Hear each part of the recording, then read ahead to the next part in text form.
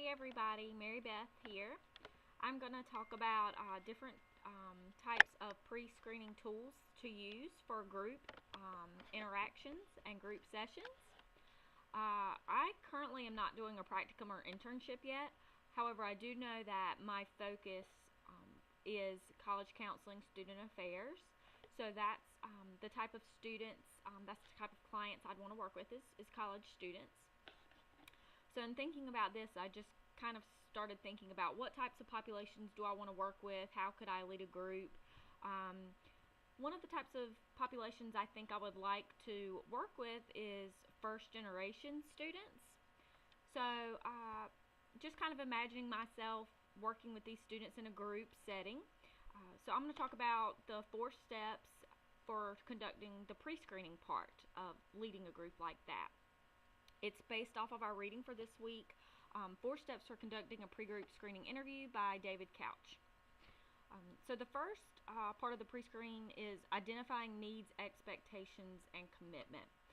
This is important for anybody to do for any type of group they're leading, because as a group facilitator, you need to know the needs and expectations of the people that you're working with.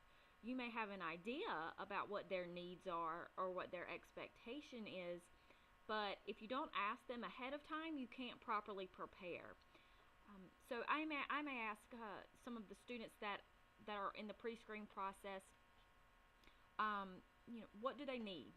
What does a first-generation student need out of their university? What do they need out of student affairs or academic advising or their faculty? So asking them those questions could help prepare me as a facilitator. If they probably couldn't answer that question, or if they're not sure how to answer it, you can maybe go about it a different way. Sorry, a different way, and ask how can things change? What is not working for you now at your university? What is not working for you now with your career counselor? And then helping them, just rewording things can help them tell you, okay, well, this is what I don't like because of this, and this is why I think this needs to change. So that again can help the group facilitator. This is a good time also to talk about commitments of the students. So when you're doing a group therapy session, you really need to know how dedicated the student is to this. If they don't really care about being a first generation student, they may not be a good fit for the group. So it's a good time to really understand what their commitments are, how dedicated they are to learning about this, to helping with this, in order for the group to succeed. The second step is challenging myths and misconceptions. In our reading, it did talk about how a lot of times group counseling can be skewed by the media and by television and movies, and especially working with college-age students. If I'm working with a freshman class, they're still very young. Some of them are 18 years old. So it would be good to know, what do they think about counseling? Do they know really what it is? Do they know what we're trying to get at? What do they think about it? What have they seen?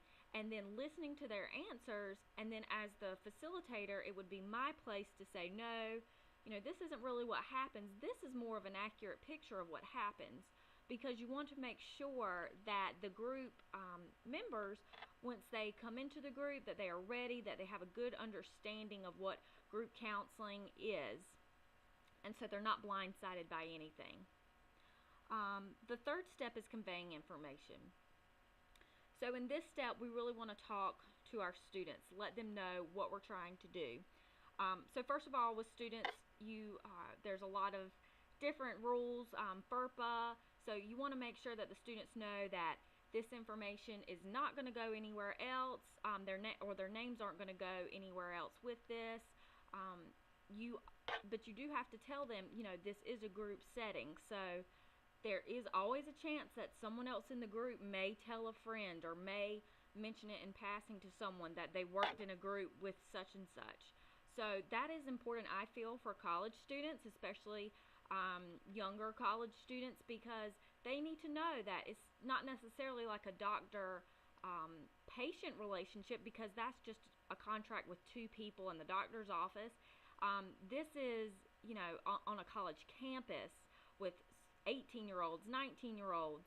So you really have to talk to them about confidentiality and say, we're going to do the best of our ability to keep this confidential, but I would really tell them, you are in a group and it is possible for someone else to discuss it.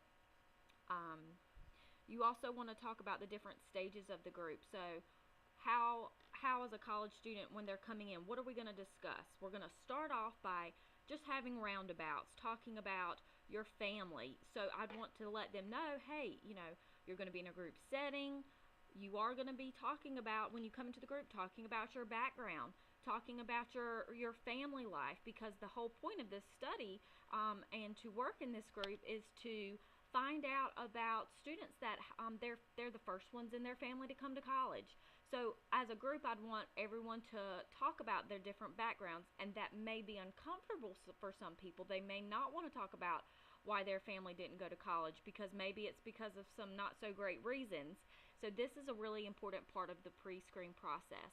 Then talking about actions, what's going to happen, what are we going to be doing, when are we going to be ending counseling, how all of that works. So doing all of that as well. Also the roles of the group members, be respectful of one another. As college students, sometimes they still have a lot of high school and elementary in them, so I definitely want to know to respect one another's opinions, listen, and then also talk about my role and as a group facilitator and what I plan on doing. And just being, courteous of one another, time, not being tardy, not missing sessions. All that is important in the pre-screening process, because students have very busy lives, and if they realize, yes, this is important, and you have to come to, say, 7 sessions within a 6-month time frame, they may realize, my schedule's too crazy, I can't do this. And that will weed out, someone that wouldn't be a good fit. So that's very important. And then it's also a balancing act. It's also, you have to come across as helpful. You have to come across in this pre-screening part as knowledgeable, as approachable. You want you want the clients to feel like, hey, I can be a part of this group. I think I can contribute. You want to give them information. You want to let them know what's going to happen, but at the same time, you don't want to give everything away. You want them to come to the group and participate and not have already divulged all their information to you. So just listening to them, answering their questions, and becoming just being available to them, that'll make them feel more comfortable, I believe, when they actually come to the group. And then lastly is the screening process. I think that's the first 3 steps. That's a little bit of screening, because you're listening, you're gathering your information about who you want to be in your group. But it's okay not to have someone in the group. If you have a really lively bunch of students and then you come across someone that doesn't want to talk about their family, they don't care that they're at school, they got a scholarship, or they got a grant to come to school, but that's not where they want to be. They could care less that they're a first generation student. They could care less that their parents didn't go to college. They could care less about that they're the first one. They may not be a good fit for my group.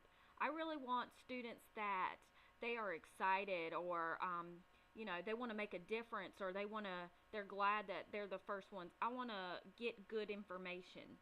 If someone doesn't want to supply that information, they're not going to be a good fit for my group. And that's where that screening tool would come into place, and just using your gut instinct and your knowledge of what you plan on discussing, your other group members, and then that's how you would screen potential group members. So that's about it about the 4 steps of the pre-screening process, and I look forward to seeing all of yours. Thanks.